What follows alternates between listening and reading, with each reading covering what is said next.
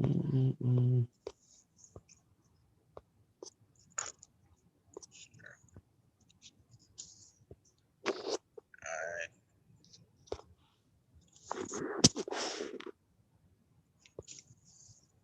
It's gonna be cold tomorrow.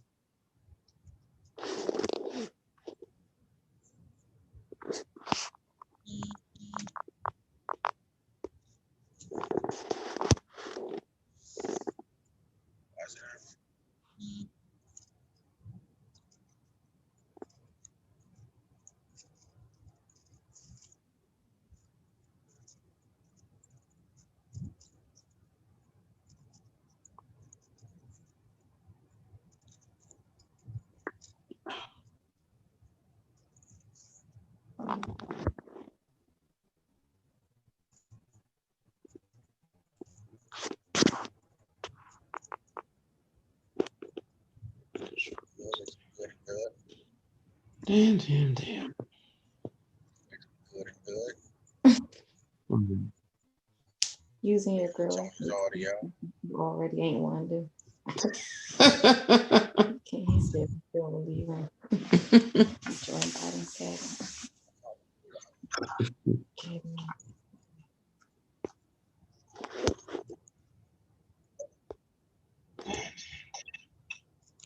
All right, so we're streaming live on YouTube. Oh, okay, but you can do. Oh, okay. You can use Zoom to do that now. Yeah, That's I'm waiting for them. I'm waiting for it to do it where I can get it to do get it on Facebook. But right now we on YouTube. We gotta That's what's figure up. how I roll. Yep. But you ready to launch? You good? You good? You good? Yeah, as good as I'm gonna get, bro. Let's get it. Yeah. What up? It's your boy T. Hey, it's your man B. You want to ride up? What? Season 2, episode 29. Episode 29. 29. 29. Who you got for 29, B? Trying to think.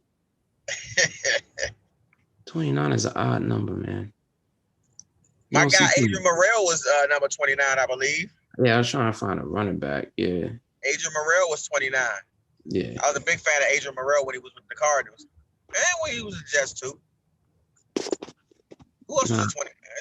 There's a couple 29s out there, right? There's a couple 29s. Hold on. Number 29. That play. You good? You hung over? You sober? Where you at? What level you on? Where you at? We just need another 24 hours. You had a good night. Yeah. Hey, listen. Salute to you and Felicia. I love the fact that y'all jumping in both feet, taking advantage of being homeowners and inviting friends over, using special occasions like birthdays and such to have parties at your house with people who respect your domain. You don't got a lot of foolishness going on. I don't remember the last time I've been to back-to-back house parties. Well, the first time on count because you was drunk and everybody was gone. But it was, it was just fun and it was saying just good vibes. You know what I'm saying? That's what it's about. To be able to be an adult to have. You know what I'm saying? Not no boring ass dinner party, a house party, a party at the house. Yeah. You know what I'm saying? Yeah. No, and that's what I want for the house. Yeah. It was a nice spread out there. I didn't partake in the spread because I'd already eaten. But the homie, what's her? You remember her Instagram? We'll make sure we tag her Instagram to talk about her laying that spread out for y'all. You know what I'm saying? Nah, actually IKEA the birthday girl cooked all that. Oh really? Okay. Yeah, that was not Shakia. I thought the chef was gonna be cooking the way y'all was talking her up. But we had already bought she made her plates. Yeah, she was selling selling plates. But and she might cook for next Friendsgiving. for Friendsgiving on the 21st. on the 21st. Okay, I like that. I can dig that. We just finished the joint we got from yesterday, and that joint was good, bro. It's at Cooking with Kia. Cooking with Kia. All right, cool. KIYA. Cooking with Kia. KIYA. So cooking, is the slang cooking or cooking with a G? I think it's cooking. Yeah. Hold on, real quick, because that's like. So we talking COOKIN. Oh, it's everything's right grammatically. Let me show you real quick. Okay, so Cooking with a ing with a th, Kia, KIYA. Okay, cool. So y'all had the Instagram. Check her out. Dope, young, you know what I'm saying, attractive, you know what I'm saying, red bone chef out there doing her thing. Slim. What's wrong with you, nigga? She's selling food now. She's not selling on the OnlyFans, bro. She should do that. She should cook on OnlyFans. That's what she should do. Oh, wait, so I can't deny that she's attractive? Absolutely. Yeah. No. You say Absolutely. she was selling pussy? I just said she was attractive. Just a joke. Shit. Okay, y'all, I lied. Listen, she can cook her ass off, but she hideous. That's a lie. So only look for the plates. Don't expect to see her in the pictures at all, because she's ugly. She's befugly. He supposed to be like, She ain't got it. like Thanksgiving on. She ain't got it, y'all. She got She ain't had no choice but to put her foot in it. You mean? She don't got no knees, no ankles. Yeah, they gotta run together, right? Right, that's the best food. That's Yes. crazy. That's funny. Nah, man, we on episode 20. I think since we probably would have kept going with season 1. We talked about this before. We would have kept going with season 1 had we not been launching on the Cook Up Radio. Yeah. So I feel like season 2 is carried on over. So I think we should cap it at what should we? Season 2. What number? Let's clap it at 33. 33? Yeah, the Kareem Abdul-Jabbar episode. Oh, I was going to ask you. So who gets 33? Yeah. 33. Yeah, he's like, is it Kareem? Yeah. I mean, you might have to give it all 3. Yeah. Maybe. Yeah, Larry Bird. Is it Sammy? Dang, yeah, you gotta. Oh man. See, I just, you know, I always want to pay my respect to Kareem Abdul-Jabbar because I think he get left out of those conversations, those greatest ever conversations. The dude won championships everywhere he went, and nobody really talks about that. Like everywhere he went, he talks about it. Yes, absolutely. He should. Facts. He should. You know what? You know what soured me on him? What's that? Was, I don't know if you remember this. This is like maybe early to mid 90s. There was a running back for the Miami Dolphins who happened to have the same name as him. I think he sued him over the name. Really? Yeah. That's crazy. Nah, I didn't. I missed that. That's disappointing. Yeah. I didn't know that. Kareem Abdul, the running back, Kareem Abdul-Jabbar, and it ended up having to go by Kareem Abdul. They had to drop the Jabbar. That's crazy. Come on, bro. Come on, Al Cinder. Come on, Lou. That's crazy. That was around the time where they had like Bernie Parmalee and all of those guys in Miami. He was okay. When they had like Patrick Surtain. Patrick Surtain, number 29. Patrick Surtain. Yeah, I'm sorry. I'm changing agent. I'm going Adrian Morello over Patrick Surtain. Sorry. I just popped in my head. Oh, Surtain played in Dallas for a little bit. So really, yeah. I remember it as a Dolphin. I remember it as a Dolphin. No, I do too. But he had some years in Dallas. So Adrian Morello, man, and I had like 10 of his cards. He was a good player. I remember Adrian Morrell because Adrian Morrell played for he played for the Cardinals. He was with Larry Sanders in the backfield back when there was 5 teams in the division, and the Cardinals were the NFC East, so they were the rival of the Redskins. Yeah. And they were one of the reasons why the Redskins could get another win or 2 in the season because they got to play against the Cardinals. Always got to go to Arizona. Nobody went to their stadium, and you could just get a W. Like you can pencil that W in every time. It was an easy 5. It was easy 2 wins right there. All right, so let's get into it. The reason we're gathered here tonight is to discuss the fact that about a week. Well, actually, you got to go back a little further. You got to dial back to maybe like 2 months ago, I think. Or maybe it might have been 3 months ago, but I'm gonna say 2 months just to not to over exaggerate and say that T.I. had been calling out 50 Cent for a versus battle. Yeah. And it didn't happen. And they had some back and forth, and I guess because 50 Cent wasn't interested, or maybe just Swiss Beats and Timbo wasn't interested in making that battle. They didn't think it fit or whatnot. And then about a month ago, Busta Rhymes was being interviewed, and he was asked about battling somebody like maybe T.I. T.I. had been out there talking, and it made it into this big thing. Like Busta Rhymes was calling out T.I., and then it was a lot of hip hop fans were going back and forth about whether or not they thought Busta even had a chance against T.I. and it was baffling to me because I'm like, listen, I understand y'all think a better fit would be with somebody else from the South during that time, but to say that Busta Rhymes can't compete with T.I. or any other rapper, that's crazy. That's ridiculous. It's hip hop. And I think it's because the hip hop community, as authentic as they want to present themselves and fake carry themselves, they do a shit job of, keeping the history, carrying over history.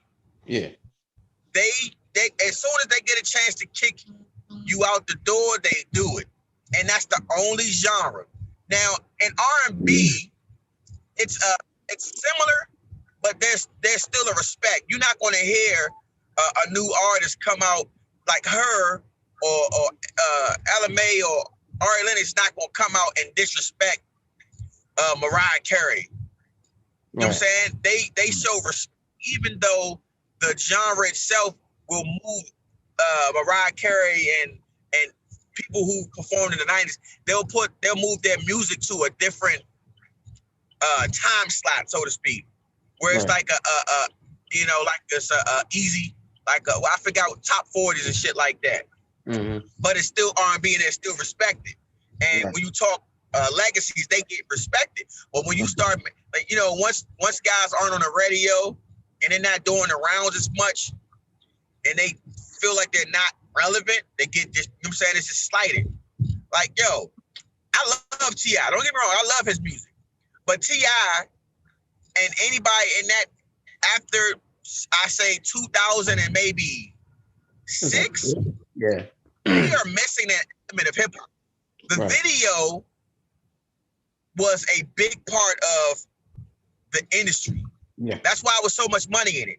Like you had to have not only a super producer, not only a major label, but you needed a Little X, a Hype Williams, a Chris Robinson, a Benny Boone.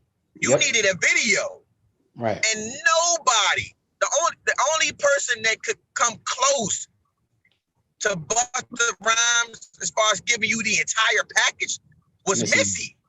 Yeah. But Bus would give you a banging ass record, and then his videos didn't even have to do anything with the song, and it was still fire. And he gave you another layer to listening to the music. So it's like you heard the song one way and it was fire. Then he gave you this crazy ass beautifully eccentric video, like Dangerous. Put my hands. And now you see the song in a whole different light. Right. And he did that so many times. Like the work Busta Rhymes was. Yeah. You see that again? From Wuha to even like you can even say Pastor Kavaki. Even before he had his first solo, when he was with the Leaders of the New School, and he was on, you know what I'm saying, he was putting in work in the hip hop community before that. Then he dropped this solo with Disaster Strikes, with the Wuha and the Wuha remix with ODB. Mm-hmm. You know what I'm saying? Crazy. So for them to slight this, like, oh, he ain't got the hit. Now I do think Busta Rhymes was a little ahead of himself, because at one point, egos get involved, and he at one point said that he can take his songs or his catalog just from when T.I. came out in 2001. I'm serious.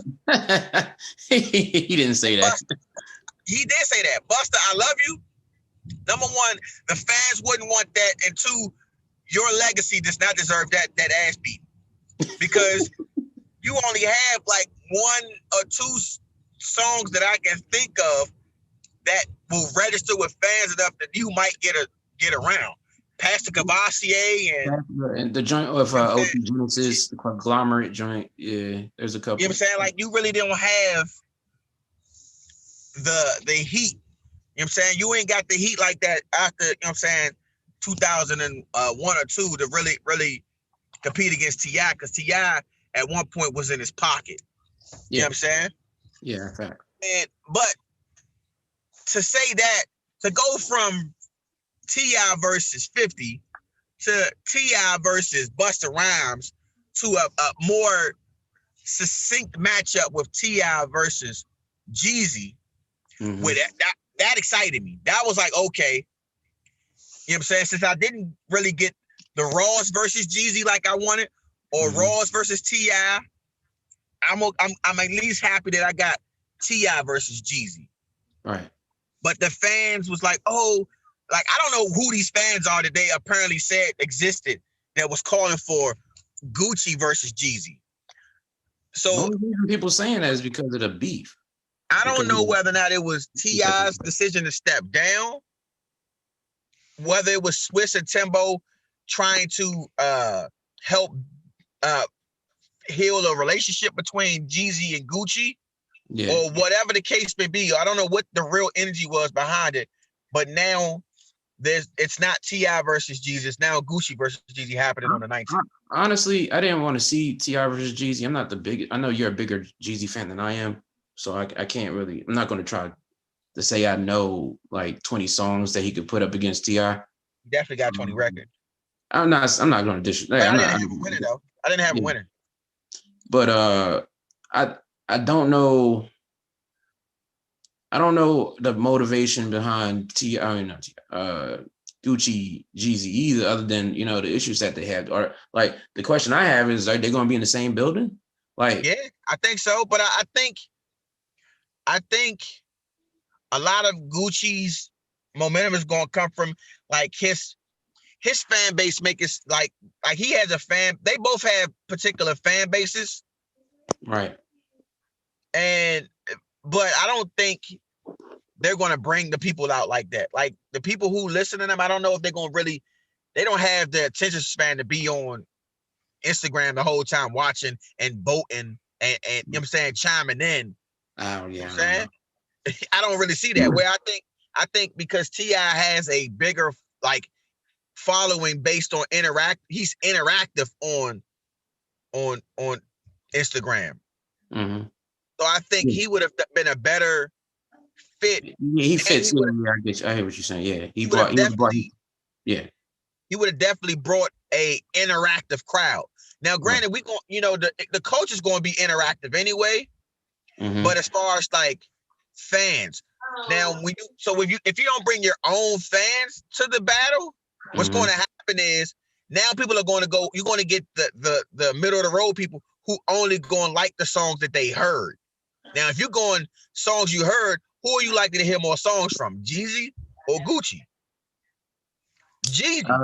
Jeezy. Jeezy has way more commercial success than Gucci. Yeah. Because Gucci don't have a lot of commercial records. Right. Jeezy does. Right. Gucci doesn't have records with Kanye West. Right. Jeezy does. Right. Gucci doesn't have songs with Hov. Jeezy does. True again. So it's going to be interesting how, like, I think the main thing people going to chime in for is looking for the energy. Sort of like how it was with Brandy and Monica, except for those are two megastars that have mega hits. And it's like, damn, I don't know who's going to win this. Like, you really didn't know it all. It really came down to what song went when. It's not going to matter in this battle. Like, everybody, it's like, I guess a few songs where Gucci like put out diss records towards Jeezy. And I'm pretty sure people going to look for those. And that's cool. He's But not gonna play those. even if he plays a diss record and it's fire, it's still only around. He's not gonna play any. He in those diss records. He's talking about killing his man's. That's crazy. Like, nah, I'm not. If he does, that's wild. That's. I mean, that's had to be the wildest thing in. Listen, it's not like Jeezy haven't heard it. It's not like it doesn't exist. It's not like people don't know it exists. So if I'm listen, though I do want to say, hey, don't play this record for what? Why not play a record from 20 years ago? It's not like he made it 2 days ago. It's not a new record. So everybody's heard it. Everybody's had the emotional response to the record. Now Jeezy can hear it and he can be like, yeah, that shit had me heated. You know what I'm saying? Boy, we was ready to ride on that one. They can actually talk about the emotions that they felt doing that. So it can actually work in their favor if they're truly at an immense point in their, their relationship, whatever that may be. He also, Jeezy had just said that Gucci said no to him. So I wonder what changed his mind. Well, he didn't say no. He didn't say no directly to him. He went on social media. He said no to everybody. He's like, he was basically making it seem like he's worth too much money. Like nobody making the money that he makes or something like that. Like when did you become like the only rapper making money? Like when did that happen? You know what I'm saying? Hey, but it's going to be. Of course, I'm gonna be chiming in because I chime in all of them. I'm not that interested to hear. I'm interested to hear if Gucci has more records that I would like, because he doesn't really have a lot of records that I personally say I like. I can't name you 5 Gucci records. Like every Gucci record that I'll probably name you had to have come out within the last 3 years that I might have liked, because he's working with artists that I like. Right. Since he's been back, what does Gucci play when Jeezy plays Amazing? Either version, whether it's his version or the Kanye West version. What is he like? He don't have records. He don't have records like that. He don't have records like Go Crazy. He don't have records. Hey, he just don't have. He don't got that knock that Jeezy got, man. They say that Jeezy on some other shit. Hey, it's going. And I tell people, yo, listen, I understand y'all love y'all some WAP. That's cool. Y'all LaFleur's y'all man. That's cool. I'm not knocking that. But he finna get washed. And it's gonna be. It might be better than Rick Ross versus 2 Chainz. But I do like. Yeah, I don't know. I'll catch it. I'll see. I'm gonna tap in, but I do want to see T.I. change course and actually bat and versus Busta though. Busta deserves a top tier name. He put in 4 classics. I already told y'all who I think Busta should go up against. Who's that? I forgot. LL Cool J. That'd be a dope one. I think. Here's the reason why. But LL wouldn't do that. LL wouldn't do that. How do you like? Why do people keep saying? 2 seconds ago, people said Gucci wouldn't do it. He's doing it. That's so true. how do you? What makes you think LL wouldn't do it? What makes you think that? Maybe because I don't know if he go with. I don't think he want Busta as the person on the other side. Who else? Like, because you got to remember, it's not. I'm your enemy. Sometimes it's a celebration. Like John Legend and Alicia Keys. True. or Jill and Erica. Like who else? That's a good one. I would like to. You know who they want. You know who these guys think they deserve. Everybody wants Jay-Z. They all think they getting Jay-Z, and they not. Nobody's getting Hov. If there's anybody that's not doing it, it's Hov. Because it's not on Tidal. If it was on Tidal exclusively, no, Hov still wouldn't do it. I bet he 100 he'd do it. No, he wouldn't. Okay. If it was on Tidal, he'd do it. To me, that would be the Hov not doing it is the equivalent of dudes dissing Hov and him not responding. That's what it would. That's what it's like. He's not going to put himself subject to that. He's not. I just don't see it. Oh, well, but I mean, I think L and Busta would be a good match because though people perceive L to have a bunch of records for the ladies, if you actually listen to L's albums, he has records. He has joints. Like Mama Said Knock You Out, you could still play like 60%, 70% of them things. They were all hits at the time. Booming Systems. You know what I mean? You still got Rock the Bell. You still got Who Shot You. You still got Jingling Baby Go Hard, bro. Like that's on a hip hop record. Jingling Baby the remix. Mama Said Knock You Out. Yeah. Like he got joints, and you can't tell me LL don't think, you know what I'm saying, ain't ready to put Head Sprung up against somebody or Phenomenon against somebody like it's gonna get around. Nah, don't do that. Don't L right now playing Head Sprung and rapping to it like he killed it. No, please don't play either one of those records. Hey, listen, I'll listen to Phenomenon twice if you don't play Head Sprung.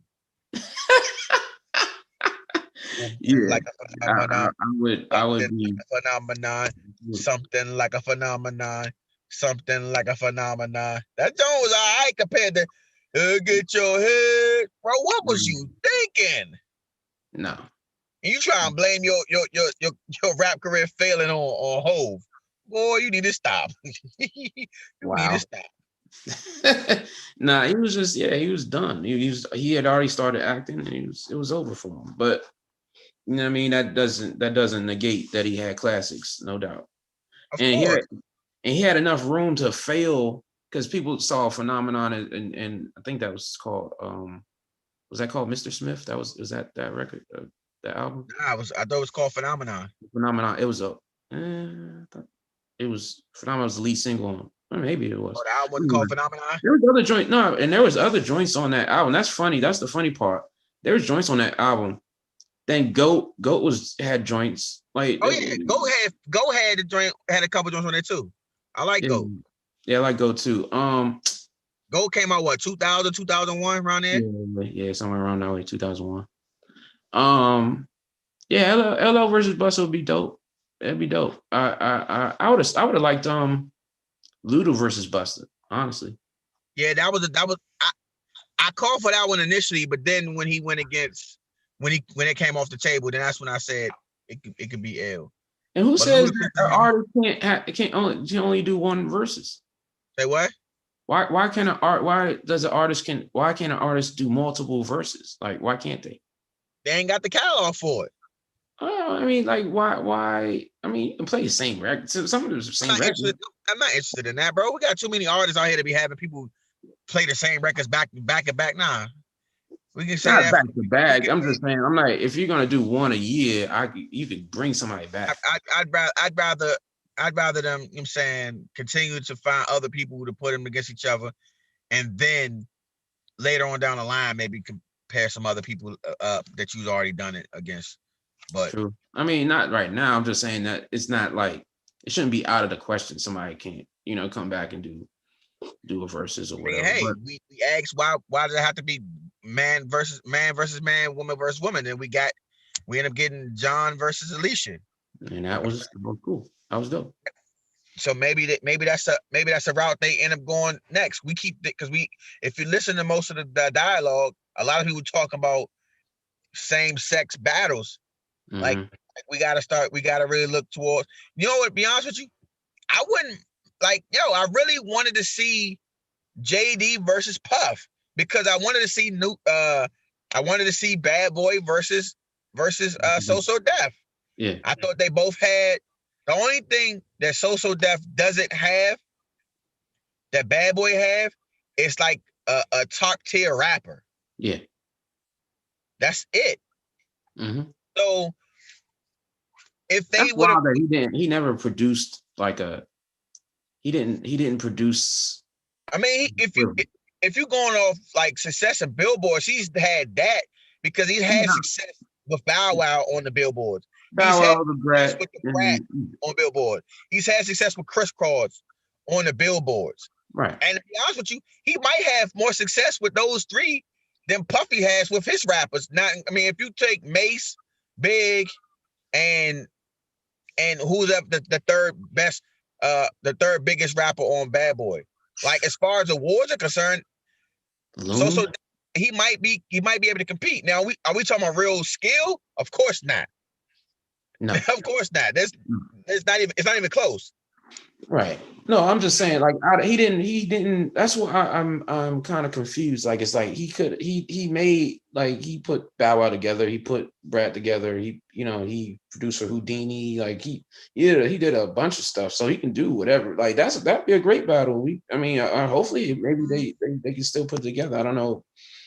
I thought Puff wanted to do one, so I want to see who they put on. Well, pause. Put him against. That'd be interesting. I thought JD said he wanted to do it too, but maybe they don't.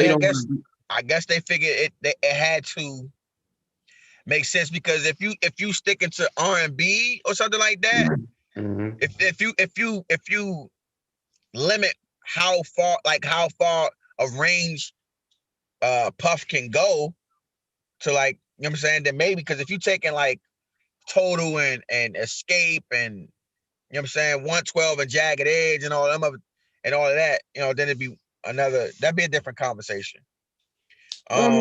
Puff can do Puff started in R&B. He can go back. He can, I don't know. JD can do has R&B too. So he did a bunch of joints for Mariah. No, JD can go R&B, but what I'm saying is they would have to be stipulations, because JD wouldn't be able to match records if Puff went straight hip hop.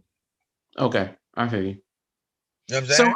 So that'd be a dope stipulation. Is like JD versus Puff R&B only. Or they're probably going to get into that type of stuff, like especially with like producers that spanned multiple decades, 80s only, like 90s only. You know what I mean? Like you can do that with somebody like Puff and JD. You know what I mean? So because they're still making records. So D-Wayne, what's going on, man? Drunk B? Nope. You live on YouTube. What's going on? What's up? You live on YouTube. We talking about versus battles, Gucci and Jeezy going against each other. Oh yeah? November 19th. I'm out of touch with the world. I live under a rock. Shut up. Thanks. So you like Gucci, right? Yeah, I like Gucci. I mean, it didn't happen until like after prison time, but yeah. Do you think he stands a chance against Jeezy in a versus battle? Yes, most definitely. Because I think you have more hardcore Gucci fans than Jeezy fans. Right, but the people that's gonna be chiming in aren't gonna be just hardcore Gucci fans, though. What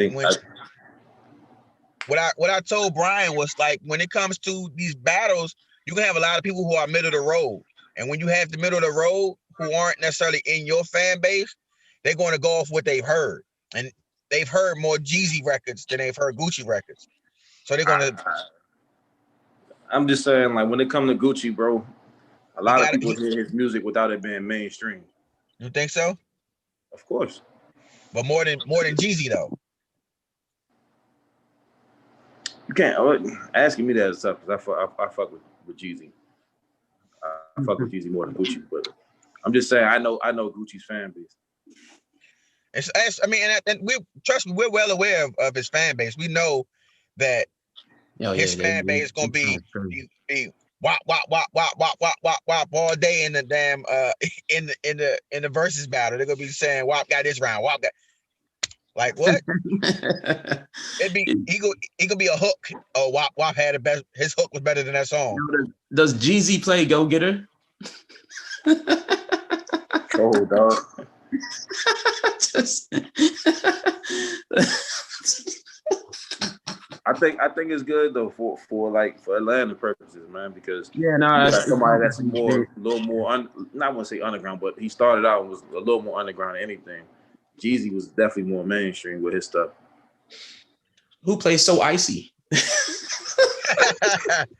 You holding on, see, but that's what I'm saying. People like you don't just gonna hold on to like So Icy and shit like that. I mean, if Jeezy smart, he'll play it because number one, he had a better verse on it. he made. I mean, I only listened to the song because Jeezy was on it. So, I mean, I can't really call it like. I want to see. I want to see it because I'm interested to hear what Gucci is going to play. Like not to say the like count up the wins and losses or whatever. I'm interested to see what part of his career he's going to put on display. You know what I mean, for this thing, because it's going to be his after prison, a lot of his after prison stuff, or it's going to be just before prison stuff. And you know, if he's going to play the diss record, any of the diss records or what and whatnot. And are they going to get into a whole homicide? Let me ask you a question. Sidebar. Who do you put Future against?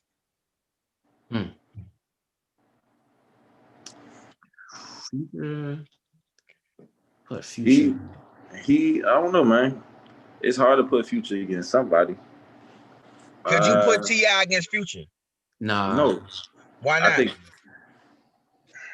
I can't do it. Don't Future do trap music? Huh? Don't they do trap music? You know who should that should have done that? It should have been 2 Chainz versus Future. I would have liked that way better. And I know you're gonna say that Future has way more hits than 2 Chainz, but I'm just saying I think their music would have made for a better matchup. You put him against T-Pain. T-Pain to watch Future though, bro. You said what? T-Pain already got what's name out. T-Pain already got Lil Jon out the way. Yeah, he did Lil Jon dirty. that was unfair. And Lil Jon has joints. Like that's the crazy part about it. Lil Jon has a racket hits. So this is the one thing I've always heard people say is they talk about the matchups. We at some point you can't have like you're not gonna always get. It's like boxing. Sometimes you're gonna be sluggish. Sometimes you're gonna be technical. Sometimes you're gonna be a defensive. Like every boxer isn't the same, right? And be honest with you, if you put 2 defensive boxers in the ring together, you get a snooze fest. So let's say 2 sluggers, you're not really getting the match you always want. So maybe having different styles really galvanizes the fan base. Like, oh yeah, I fuck with this, and it's left. And then somebody come with another record. Oh my God, this is a whole different vibe right here. I fuck with this joint too. Damn, I don't know where I'm going with this. You know what I'm saying? We were talking about it here. Who do you put Missy with? We've said that. I feel like I wouldn't be mad if they put Missy and Busta against each other. That'd be because of their vibe. I don't think lyrically Missy is nowhere near close to Busta Rhymes. That doesn't. But they have a fun energy. They both have a fun energy. Right. That doesn't. Yeah, her songs are what you meant. Like it's not about Busta. He made songs and he could rap. Like he can rap for real. But that doesn't necessarily like in Woo-Ha. Do you remember? You know what I mean? What bar? Like you remember the hook? Like in the video. I think Missy has to go against somebody in R&B though, because when I think of Missy, I think she's R&B, and Missy has had her pen behind a lot of like dope. That's the hard R&B part. records. Right. So what if you do like an old school, new school, Future and Missy type thing? I wouldn't mind that. I think that'd be interesting. I wouldn't mind that match, that mashup where it's like it's not so like apples and apples. You know what I'm saying? Because you can have apples and oranges against each other and it'd be still a good matchup. Yeah. If who would I put Missy against though? Like somebody that it would have to be somebody who's not just a singer. You know what I'm saying? I would definitely match up against somebody who's writing for somebody else. Right. You know, I would definitely do that. Like it can't just be, oh, this is the one thing she does. True. Because she'd wash you because you be going up against her and then she brings out records from Aaliyah that she wrote. Right. You know what I'm saying? That she not on. Or or she getting her SWV bag or her escape bag. Escape, yeah, exactly. or any one of the other bags that she's been in. You know what I'm saying? She's low key right for Jodeci. That's what about it. That's you took the words right out of my mouth. Yeah. She's written for Jodeci. You know what I'm saying? Like she's written for so many people. And that's the thing about it. That's the sticky part about Puff. Because how far do you allow somebody to extend their connection to a record? Right. Because all Puff gotta do is say, hey, take that same song, put it on this beat, slow it down, and I go, and now that's a Puffy record. No, seriously. So think about this. Puffy did a remix for Jodeci, the Come and Talk to Me song. The original version was fire. Puff did a remix to it before we knew who Puff was. And that's the version that a lot of people like more than the original. And the original is fire. Because it had that boom. It had that hip hop, you know what I'm saying, sound to it. And he did it a lot. I think you gotta put Missy up against somebody, a songwriter producer. You can't. That's what I'm saying. You can't put her up against a rapper. She got a third element where she got her own shit that was his too. You can't take away that Timberland on the beat. It's tough to put Missy with someone in my eyes. That's why I say it'd be a little more interesting to see her against someone like Future. Yeah. It doesn't. You can't. I don't know. As far as like putting 20 songs up, of course, Future has 20 songs. You know, right? Of course. You know what I mean? But especially in today's setting, yeah. So yeah, like it's just like it's a vibe mashup. Then like that makes sense. To make it different because you're not gonna beat Missy's R&B game. You're not gonna beat Missy's like you know what I mean like pen game. Like it's so that I think that's a good way to go about it. Somewhere left field. Like a Future or something like that. You know what? I just can't like. Who would you put Wale against? My bad. The hater is gonna jump out on this nigga. I don't think DJ's gonna hate on Wale. No, I'm not. I think you put Wale up against. It'd be tough because I don't know the people who you would put Wale up against. They wouldn't want to go against Wale because if you look at the era, they're all going to feel like they want to go up against Drake. So going against Wale is going to look like a step down. You can't say, oh, I put J. Cole up against Wale because you're looking at J. Cole versus Drake. You can't go K. Dot versus Wale because you're thinking K. Dot versus Drake. Same thing with Big Sean. Drake is this era. You know, the funny thing is, Ty said it's like 10 years, like maybe like 5 years ago, and I looked at him like he looked him sideways. He was like, Drake is the new Jay-Z. And I looked at him sideways because I didn't understand from what angle he was talking. But now I see it. It's like, yo, even if you don't think he's the best, he's still the bar. Yeah. So these guys gonna look at him like he's the bar. So I'm not gonna. If I'm K. Dot and I go against Wale, whether I win or lose, you still gonna have Drake hanging over me. Right. Same thing for Big Sean, and it's those to me. It's like those four. Maybe you mentioned one or two other rappers, but it's J. Cole, Wale, K. Dot, Big Sean. Maybe you throw A$AP Rocky in there, but it's like those five. I mean, and it maybe you want to you throw what's my name? What's the guy from Cali's name? Was slipping my mind right now. Odd Future. What's Oh, that? you talking about Tyler. Yeah. Tyler the Oh, Creator. Tyler Creator. Mhm. I wouldn't mind that being I mean, if he had more success, more commercial hits, I wouldn't mind a Wale versus a Tyler the Creator versus battle. That's I'm not really. I always thought Tyler could rap. It's just like with Eminem. Some of the content was just like I don't. And I was a Eminem fan a little bit, but it's still like at the same time some of the content you just don't connect with. And that's the same way I feel about Tyler the Creator. Plus, I like that growling voice that he has. I mean, he can rap, no doubt, but it's like, and he can make songs. From what I understand, that the last album is not really hip hop. And that's what you're saying is why I figured they might be a good battle, because there are people who feel what you said. They feel that way about Wale. Mm-hmm. They have, like, if you can basically take the names out and put a statement, and it might be placed on either one of those artists. True. I feel like, but it'll benefit Wale a lot because people sleep on him. People sleep on him a lot. He should do a versus. Like he should be in contact with Swizz. So here's the thing: could you sit down and write down 20 records from Wale to put in a versus battle? Yeah. Okay. Like I think that goes. That's and it's not a slight to Wale. I said the same thing about Nelly. I'm like, yo, Nelly don't have 20 records. I said that.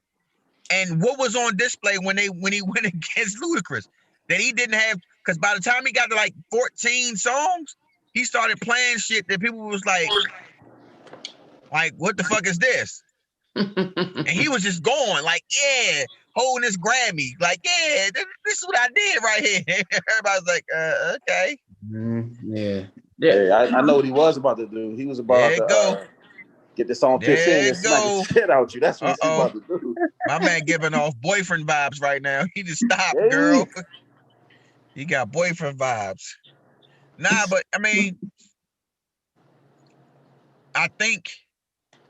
Oh, you know who else you gotta think about as far as like putting people against each other? You could put Meek up against somebody. Yeah, facts. Ooh. I wouldn't know about that. I don't know who, but I didn't say who. I don't know, but you can put Meek's name in there. Can you? Or maybe you can't. I take that back. I don't know if Meek has 20. 20? Does he have 20? He has a solid 10. That ain't enough. You gonna change the structure of it? I mean, Meek would be good if they took my versus structure with the Wednesday Thursday battles. Meek would be good for a Wednesday Thursday battle where it's only 10 songs. The 10 song battles. Yeah, no, I mean, at some point they're gonna when things open up and they, I guess, tour this thing, they're gonna have like they're gonna do different levels of songs. Like some there's gonna be a 5 versus 5, there's gonna be a 10 versus 10, 20 versus 20. 20 versus 20 is gonna be like the main event or whatever. That's how I feel like it's going. I mean, and they ain't gotta give me they ain't gotta give me no royalties for it. It was my idea.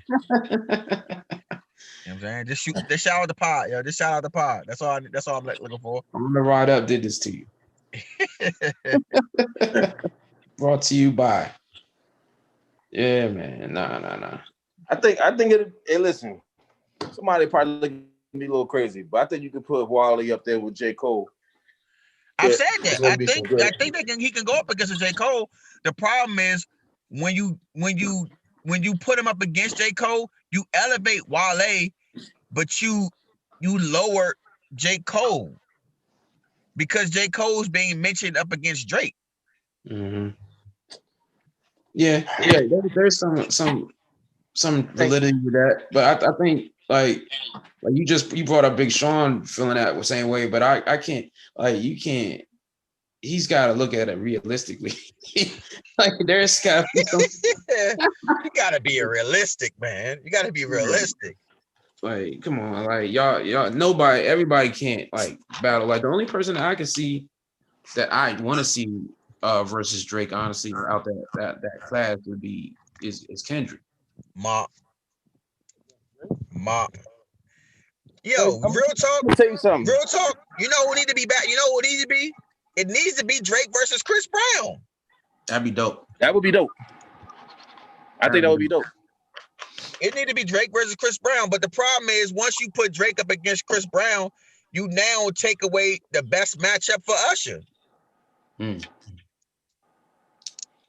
If you You think Chris Brown can fuck with Usher? Yeah, I think for me, I think if I'm grading it, if I'm voting, I'm probably gonna I'm gonna score higher on Usher than I am Chris Brown. But I think that Chris Brown, on some, depending on the age group, he might end up washing them on some certain people's cards, depending on who you talking to.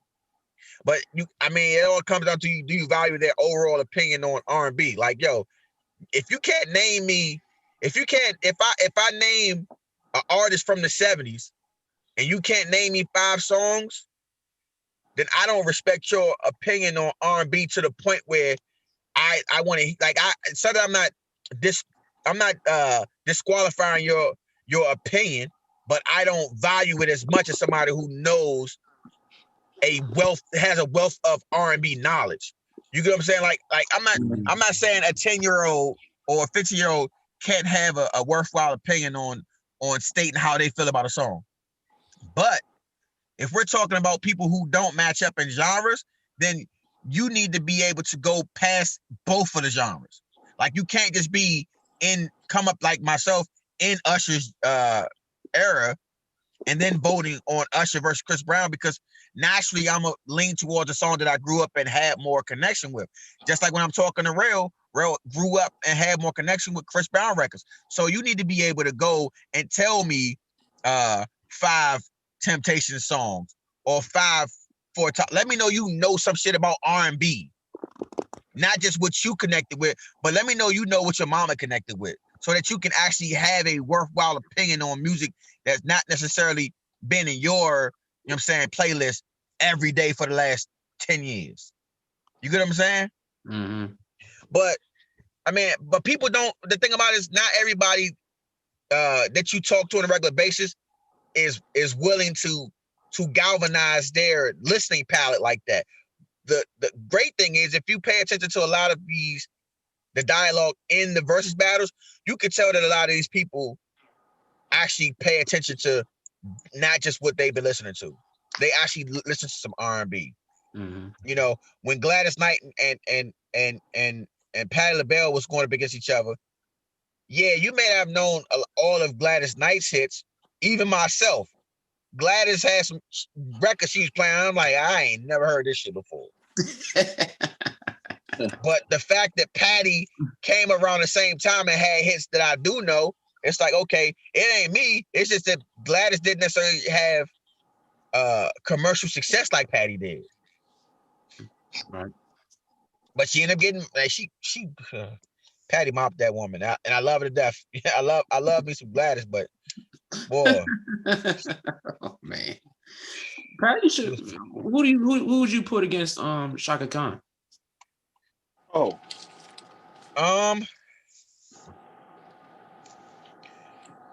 who would I put against Shaka Khan? It has to be another diva. It would probably be Prince. He's not living. No shit. He passed away.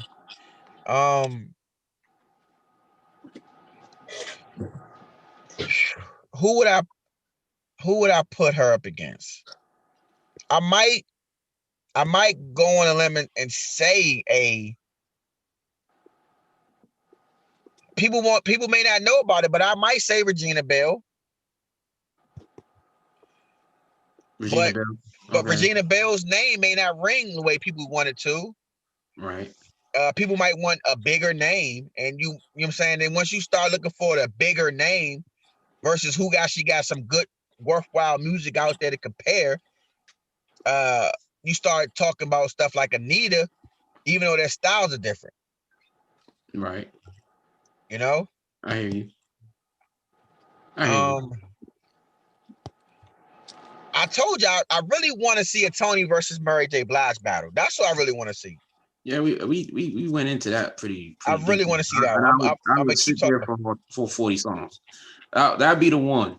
And I had Jill Scott versus Erykah Badu was the other one, but yeah, that one I would sit. Yeah, we that's an appointment TV for that right there.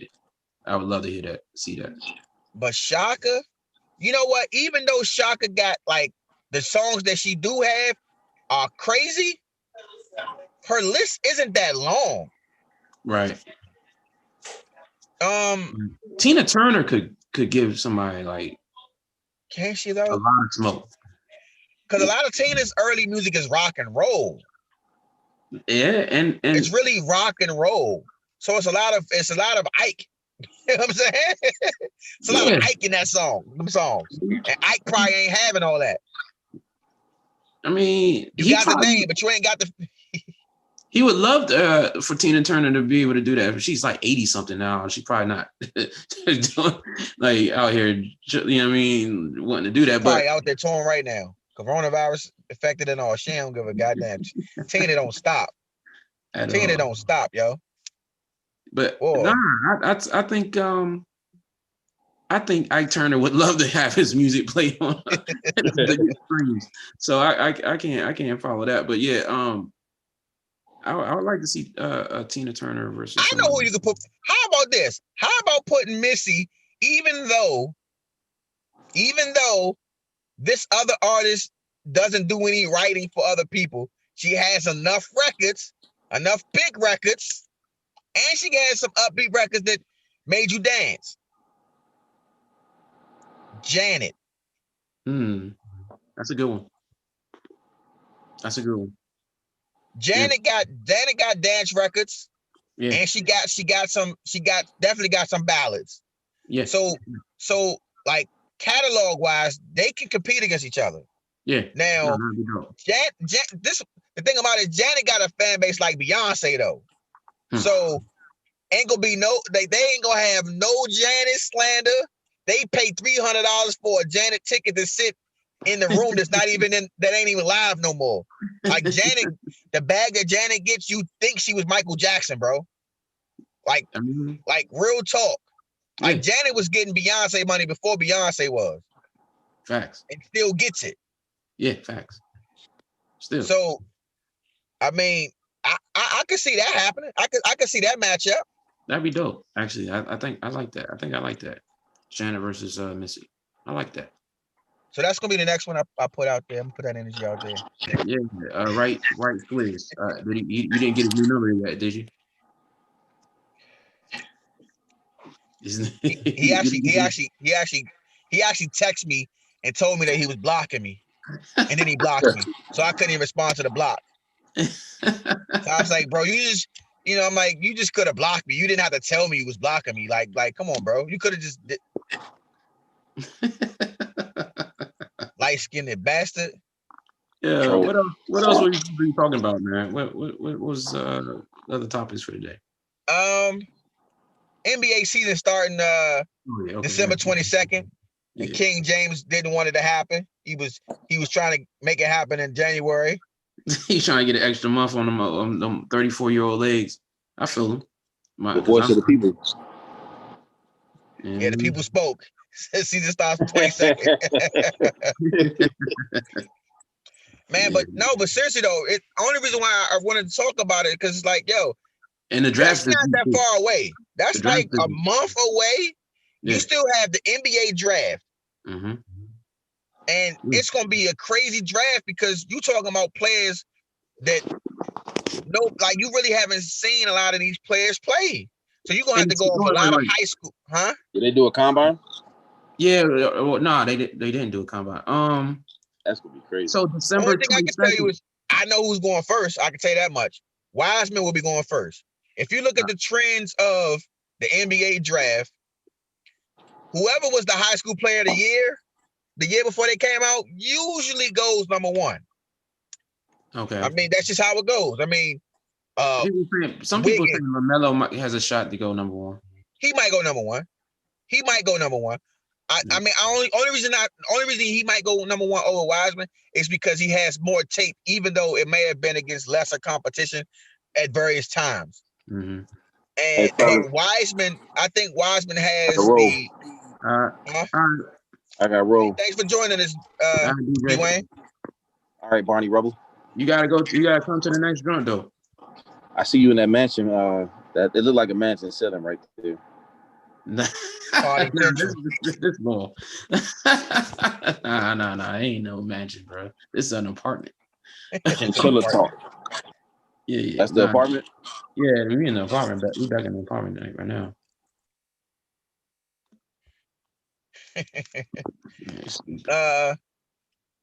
Yeah, but we talk. It's a lot of things that's up in the air. You know, Russell Westbrook, James Harden, Chris Paul. The Lakers talking about. I guess they talking about the Lakers trying to pursue DeMar DeRozan. Of course, our guy Bradley Beal has always got his name in somebody's mouth. Man, it's crazy.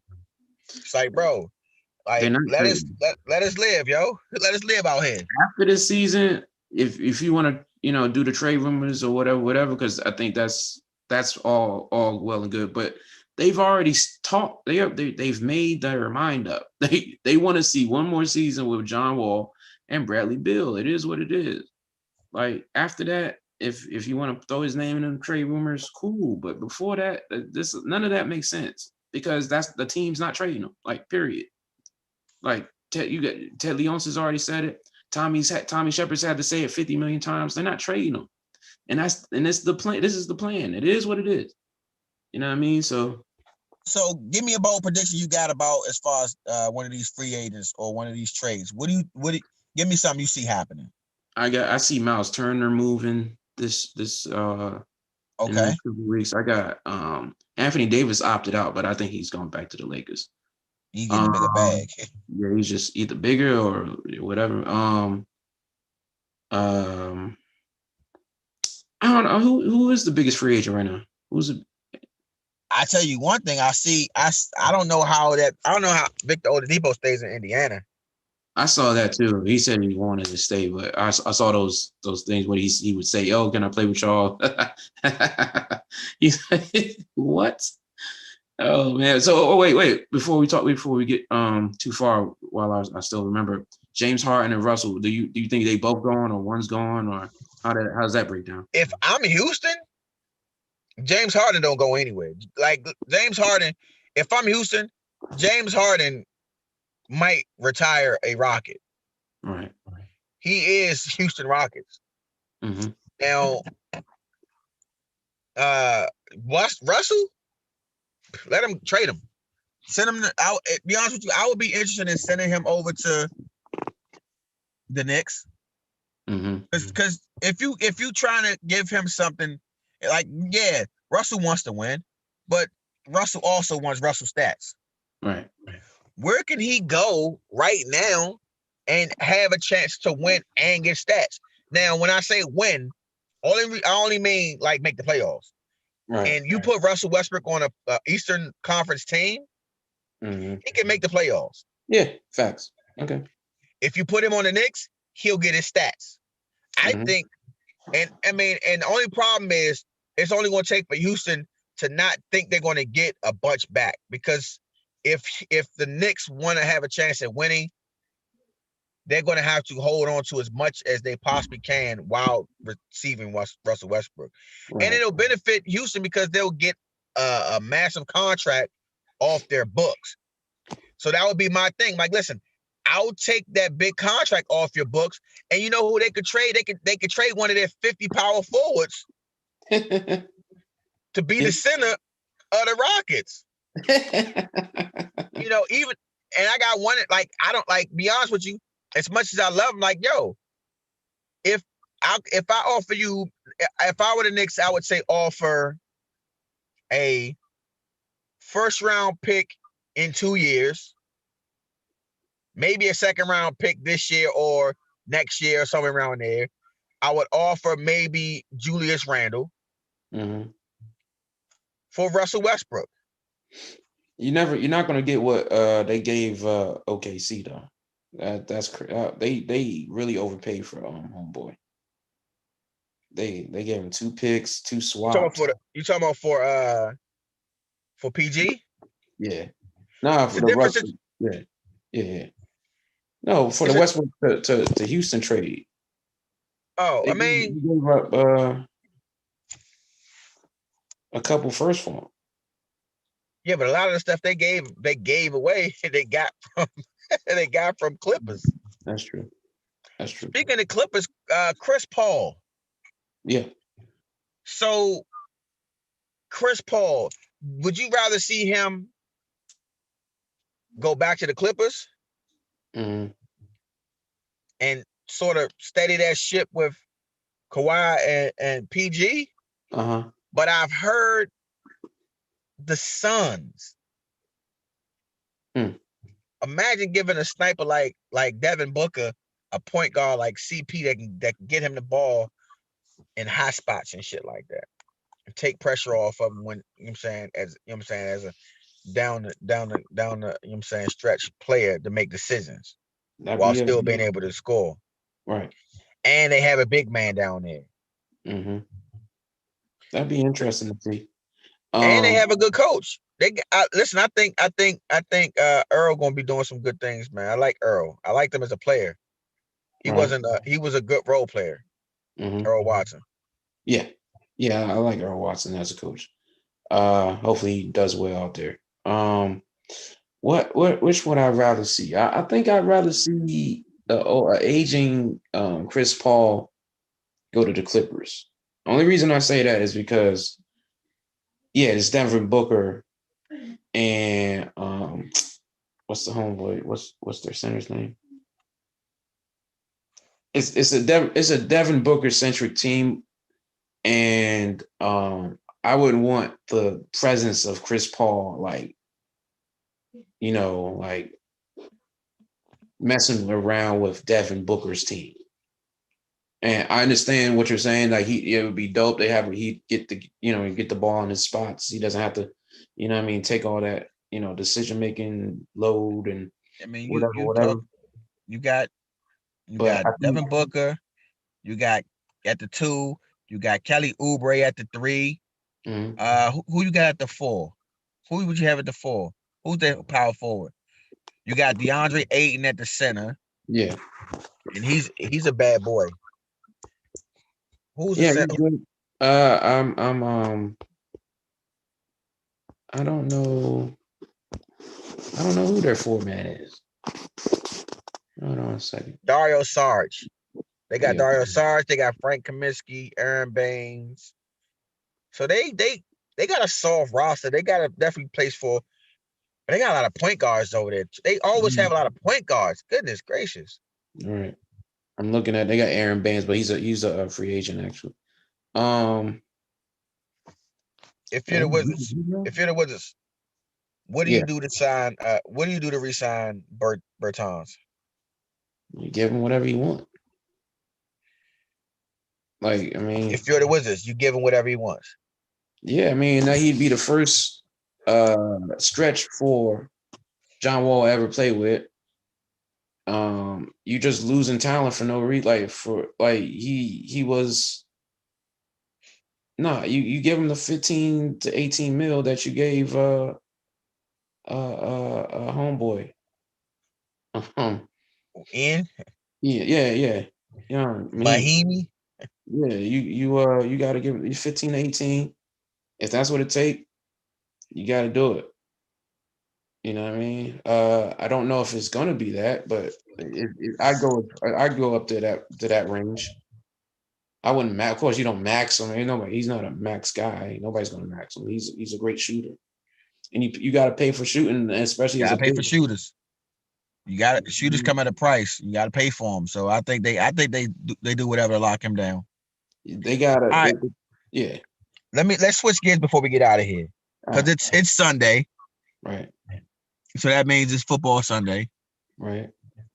The Washington football team played against the Detroit Lions today. I was watching the score. I didn't watch the game. They were down big, 24-3. They came back. That was crazy. What is your opinion? I'd rather just have Haskins in. So you didn't like how you don't like how Alex Smith is running the team? It's pointless.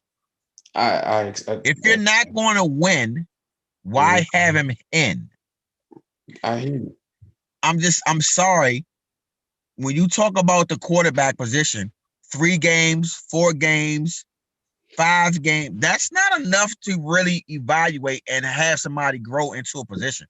Some people just take a little time to get in there, and there's growing pains. Like, yo, why? Like, I just don't understand. How is it that you have a culture, which is football, where guys who are drafted in the first round, especially when they're quarterbacks, they can be a certain type of way and get passes. So you mean because you got an old veteran and you got a guy who's, you know what I'm saying, is overachieving, so to speak, in Kyle Allen, it makes Haskins expendable?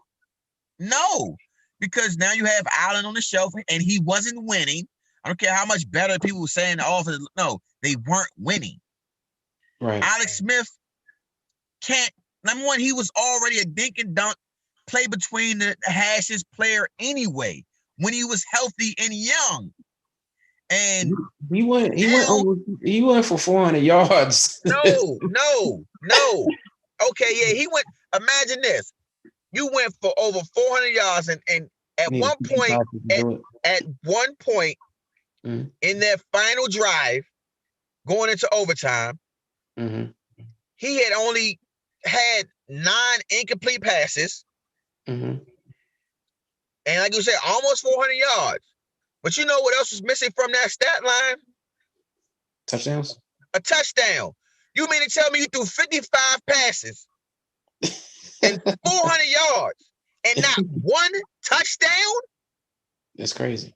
Then don't tell me about that's like there's gonna be Alex Smith fans that defend that shit like Kirk Cousins fans defending, oh, he was this, while losing. If you go and manage the game to the point where you have 400 yards and no touchdowns after throwing 55 passes, you better fucking win. Right. I see if, we was like, this is one thing I'm going to always remember about Alex Smith. A couple things.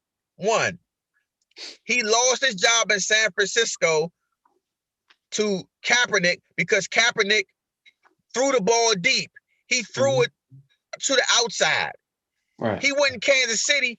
He had some success, but ultimately, he wasted Dwayne Bowe's career. Yeah, he did. Dwayne Bowe was a top 10 wide receiver in the league for at least 5 years. And he was wasted away in Kansas City when that guy got there because he didn't throw it to him. Right. True. And what ended up happening, even though he was a 3-time Pro Bowler, Andy Reid still shipped his ass out and got behind Patrick Mahomes. Now, I'm not saying that the Redskins wouldn't, the Washington football team wouldn't do that if they had Mahomes' talent on this roster. Right. But at some point, you have to value a quarterback that's going to throw it deep.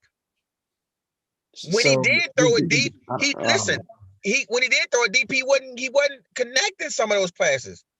And granted, I know it's his leg, but you can't use it as an excuse if you have him on the field. If he's playing, it's not an excuse.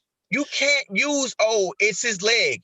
Then he shouldn't. If you mean to tell me that you can't throw an out route because of your leg, then guess who else knows that? Everybody else. The defensive coordinator on the other team, his safeties, his cornerbacks. Yeah. To be fair, he did get it to McLaurin and Isaiah Wright and Cam Sims. Not deep.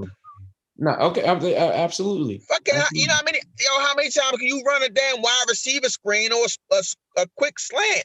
That's why they didn't get any touchdowns. Because they were like, listen, we already, like, people going to look at the stats and say, oh, it was a close game. No. It's like, yo, we up 24-3. It's not, he's not going to, like, yo, you know he can't go deep. If they catch some underneath, cool. Just make the tackle, get him off the field. Mm-hmm. I agree with you that Dwayne Haskins, if you're gonna lose, it doesn't make sense to replace Dwayne Haskins. I've had this argument over Twitter for about first 2 weeks after he was benched. So I'm tired of that argument. But the there must have been something else. There's no, like, there's got to be something else that they had, like, that there's a personal. This is the maybe problem. A personality clash. This is the problem. Yeah, it's called. You got a young kid who wants to sow his royal oats as being the first round draft pick and getting the reins to a team and a chance to struggle like he sees all of his fucking peers doing. He sees the Giants letting Daniel Jones grow. Like, yeah, okay, maybe he might regress. So what? This shit happens. Be a good coach and coach. Right. Because at the end of the day, you're losing. You're not. And you know, this is my biggest problem I have is this. It's just like when we were growing up, right? If a player left the team, or if a player wouldn't take a pay cut, the media and these teams spin it so that the fans hate the player. Right. The team would twist this shit and have us looking at the player sideways. It's like right now, like, yo, we got the first round draft pick and we need to be able to start somebody else because we don't like them for whatever reason. It may be performance, but so what? We need to have a reason. We need to give these fans a reason to be on our side because we can't have the whole fan base shitting on us for benching this dude. Right. Like it's his fault. Mm-hmm. So we want to win now. No, you don't want to win now. Right. No, you're not playing like it, and you're not coaching like it. Yeah, that was a BS line. That nobody believed that. Nobody believed it, and that it was ridiculous to say on his face, and that's why he got so much blowback. Anyway, but do you, like, people were talking about Dwayne Haskins' footwork and how it was so bad that, and do you put any validity to coaching the argument? Okay, you put any validity in an argument that because if he continues to do this in game, that he's going to just, solidify bad habits, and that's why you take him out the game. Coaching, opportunity. You know who didn't like somebody's mechanics? The great Mike Holmgren. You know whose mechanics he didn't like? Brett Favre. But you know what the Green Bay Packers had? They had a good team. So when Brett Favre was on the field and he didn't have the mechanics that you like, he was allowed to, display his intangibles. He was allowed to grow into being the leader of that team. He was an immature player too. And I'm not comparing the talent level of Dwayne Haskins to Brett Favre. Even though Dwayne Haskins was drafted in the first round and Brett Favre was not. I'm not comparing them. And it's unfair to Dwayne Haskins to compare him because one is a Hall of Famer or a future Hall of Famer. I'm not sure if Brett is in the Hall of Fame yet. Probably is. Not 100% sure. But what I'm saying is, people are like, there's a sect of people who look and wait for a black person to make it about race when it comes to a black quarterback. Well, motherfucker, if it wasn't for history, we wouldn't. Right. We have too much history saying, yo, we need to pay attention to every black quarterback and the way they're treated and the opportunities they get. Sorry. Not sorry. Right.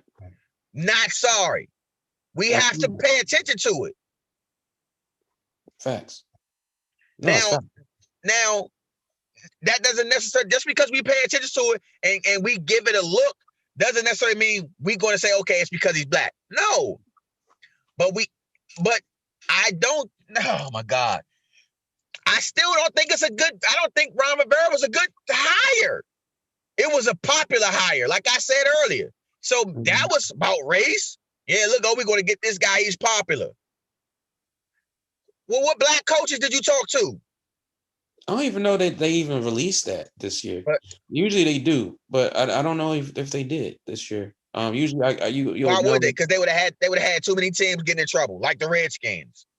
I can say Redskins because they were the Redskins at the time that happened. Yes, absolutely. I didn't hear of not one other coach getting interviewed for that job.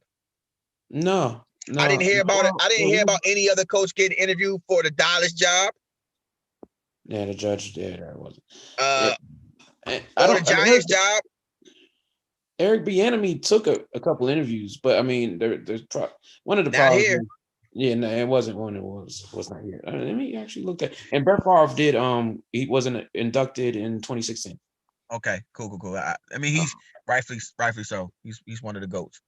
All right, so listen, we about to get out of here. But I want to say this before we get out of here. I saw a post the other day about these wide receiver trios, right?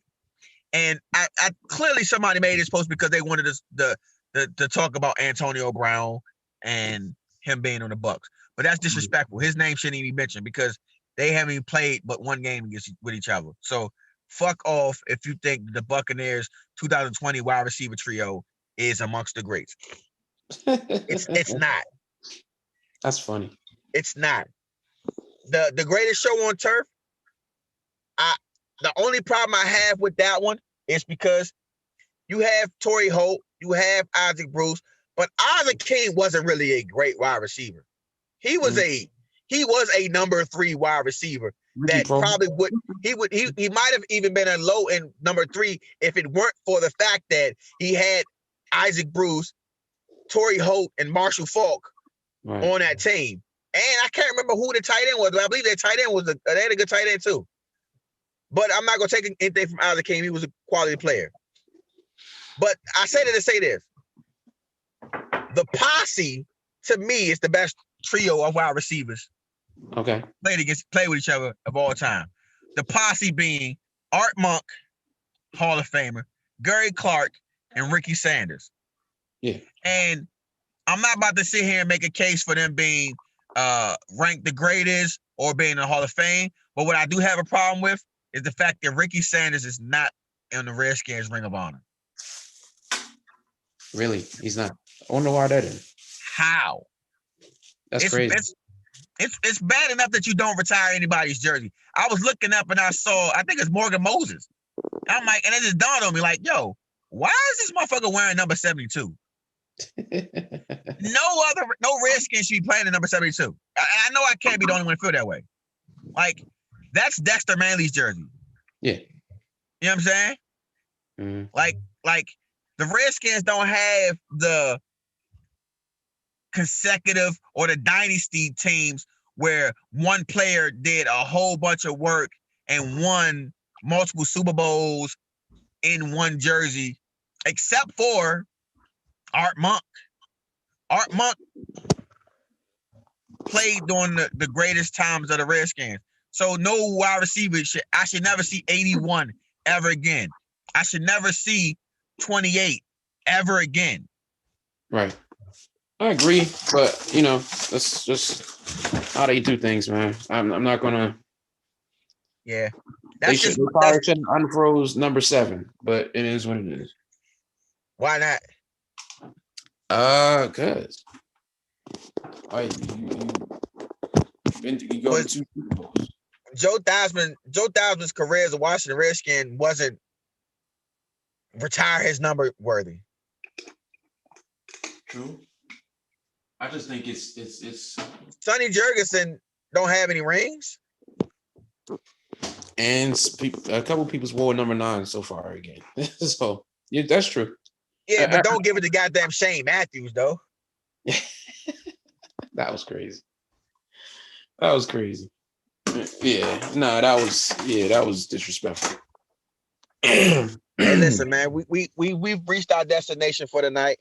We've had a nice little conversation. B Money, you got something for the people before we get out of here? Watch The Mandalorian. That was great. That was a great episode. I enjoy The Mandalorian. I had a man. You just sparked the guy. Thank you, Brian. I appreciate you for bringing this up. Now I need 5 minutes. God damn it. So after I watched the second episode of season 2, I made a post and I asked the question: Does Star Wars really have the cushion for the Mandalorian to be having filler episodes? And my brother responded to suggest that it wasn't a filler episode, that the things that were happening in that episode were going to have like great value, or could have great value down the line. Now, and I asked, what qualifies as filler to you? Because to me, that was a filler episode. When you have a bunch of maybes and possibles, but it's not really pushing the story along. So, okay, I would agree with you. What let me just try to. A filler episode is not, if it is an episode that really doesn't pushes the direction forward of a character. And I semi agree with you that episode 2 is a filler episode, right? But the problem with that is they've set this up already. Like, that's the writing direction. That's how they just make random episodes. It's how do I say this? Like, that's their philosophy, I guess, that thing out of the show. To stretch a damn series? I don't know if it's a stretch of series. They want to tell stories. I think they told a story. It wasn't a particularly bad story. Oh, no. It wasn't a bad story. It was a good episode. It was entertaining. Right. But I mean, you showing me Baby Yoda eating eggs, you know what I'm saying? And him almost, and it getting helped by, sorry, spoiler alerts, him getting helped by, you know what I'm saying? Who was it? The Federation? Who was that? They're helping him out. They were the rebels, but I guess the rebels, the New Republic. The New Republic, excuse me. You know what I'm saying? Getting help from them, But I'm not mad at the episode. I was just asking the question: does Star Wars really have that cushion? Because a lot of people feel like their movies have been misses. So if the only thing you really have going for you is The Mandalorian, and people told me that they even though it was a great season, they lost money. Really? Yeah. Wow. I haven't verified those statements that people made, but the fact that people can even hint to that after it being such a successful first season and being able to come back to season 2, and I don't think it has as much buzz as the first season, to be honest with you. I mean, core fans definitely talking about it, but season 1, everybody was talking about it. Yeah, well, I think a lot of that had to do with the Yoda revelation. Like, people tuned in to see. Is it that, or is it because it was right around the launch time of Disney Plus? Plus that it was the only new content, well, not the only new content, but it was the biggest franchises. I mean, it technically is though. What else have they haven't released? They still haven't, because of the pandemic. All the shows that they planned on launching, none of them launched. Right. So even now. Right. Yeah. January 15th, WandaVision comes out, but they haven't had any Marvel to date, and they didn't have any other Star Wars pictures, and I'm guessing they're gonna have some Pixar stuff in there at some point, but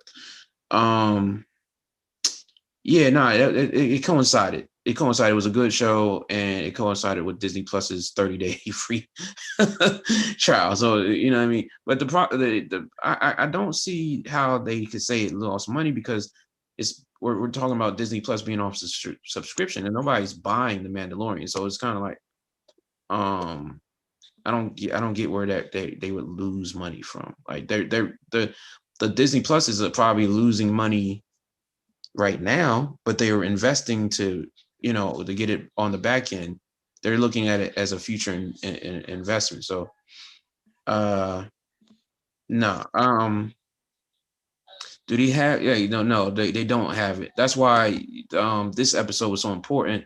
They got the live action Bo-Katan, and they pushed the story forward as well as having a great episode. So what I've read, I just looked at. So what I read was, hold on, let me pull it up. This is from January. This is from January. The new show, The Mandalorian, has had a great impact on many Disney Plus users. The show is in addition to the popular Disney production Star Wars series. The show takes place after the Return of the Jedi and before The Force Awakens, and is focused on the Mandalorians, a group of fictional characters that are associated with the planet Mandalore from the original Star Wars universe. As the movies have developed a massive fan base and cult following, viewers expected that the new show would bring in a lot of revenue. However, due to the large budget and the cheap cost of a Disney Plus membership, the show is actively losing money per episode, totaling up to a total loss of $2 million. According to an article posted by Screen Rant, The Mandalorian had a budget of $12.5 million per episode of the show, adding up to $100 million for a total of 8 episodes that they produced. So that's why I heard that they had lost money, and that's probably what the people were talking about. So yeah, it's because Mandalorian is a Disney property, there's meaning that Disney is losing money. So when they say Mandalorian is losing money for Disney, Disney owns the property, so they're losing money in whole because of the Mandalorian, or it's because of how much it costs. Right. Okay, I got you. But damn it, the only reason why that concerns me is because even though The Mandalorian is a great series and a lot of people talk about it, it may still end up getting canceled, or it may end up sucking if they start cutting costs. Well, I don't know if they're going to cut costs, because even at their last stock meeting or whatever, they were talking about doubling down on Disney Plus and how they're delivering new content. So I don't know. That's fine, but the cutting costs could come as simple as saying, "Listen, hey, you guys, you do great writing, but you cost too much. Let's take a pay cut, or I find somebody who I can charge cheaper." That could happen. Hey, instead of using accomplished actors to play, minor roles at the moment, I'm not going to get a big name like Benicio, like Giancarlo Esposito.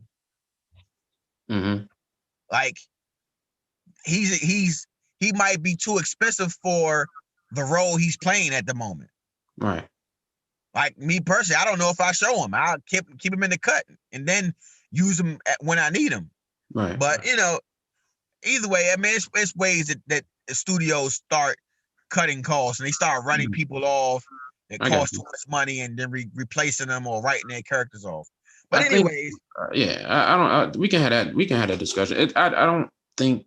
I think they want to bring in eyes, and I think you do that by making great content, at least originally. I think that's what Netflix did.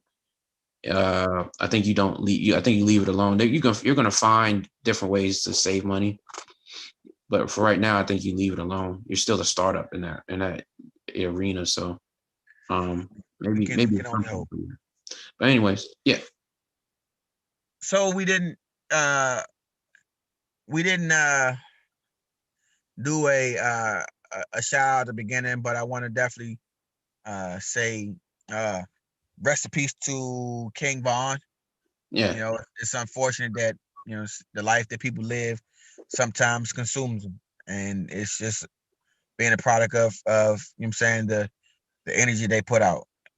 But I don't wish death on anybody, and I was hoping that he would be able to rise above it and you know what I'm saying, have a great career and bring quality music to the masses. So rest in peace to King Von, and you know, condolences to his friends and family. Yeah, absolutely. By the time we record this next episode, I'll definitely be back to y'all doing a recap of this versus battle, but I don't know whether or not that'll tie into episode 30 or not. It might be a quick in the bonus. We're not sure yet, but listen, you've been on the ride up. I want to shout out to YouTube. We're doing live streaming on YouTube.